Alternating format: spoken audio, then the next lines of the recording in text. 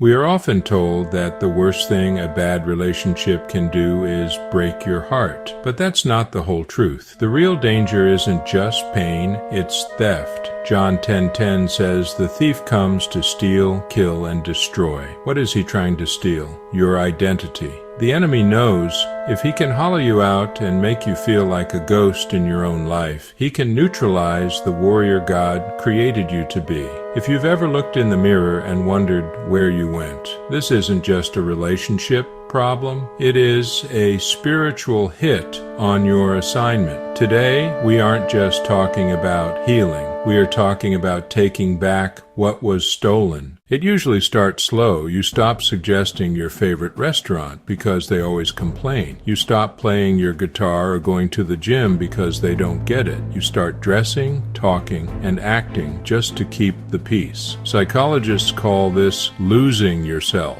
But spiritually, this is a stronghold. When you bury the unique voice and talents God gave you just to please a spirit of control in someone else, you are agreeing with a lie. You are saying God's design for me is wrong, and this person's opinion is right. The most dangerous part is the voice in your head. When they criticize you and you start believing it, you're not good enough, it's always your fault. That is not just low self-esteem. That is the accuser. You are under spiritual siege, and it's time to fight back with two specific moves. First, we need to recover stolen property. Ephesians 2:10 says you are God's masterpiece. The enemy tried to paint over that masterpiece with shame and doubt. We are going to scrub that off. I want you to make a simple list. Call it your recovery list. Write down who you were before the battle started.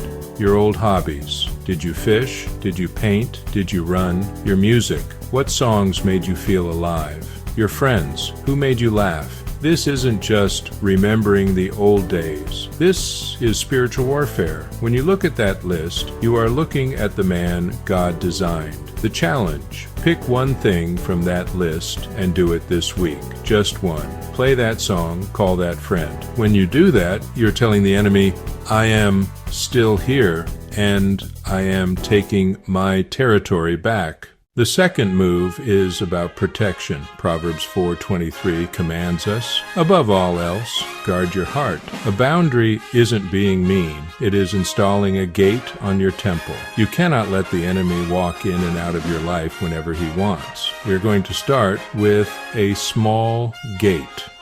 Find one thing that happens every day that makes you feel small.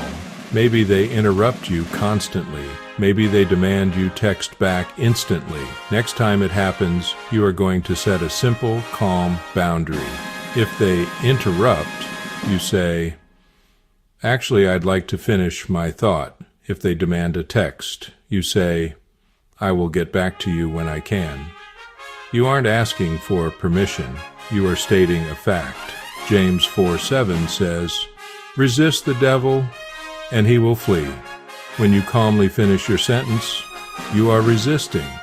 You are reinforcing the walls of your character. Losing yourself is painful, but the journey back is a fight worth winning. You are more than just a partner. You are more than a reflection of someone else. You are a son of God. Every time you do something from your recovery list, and every time you guard your perimeter, you are stepping out of the shadows and back into the light. You are becoming combat ready. In the name of Jesus, like, subscribe, and comment. Step you will take.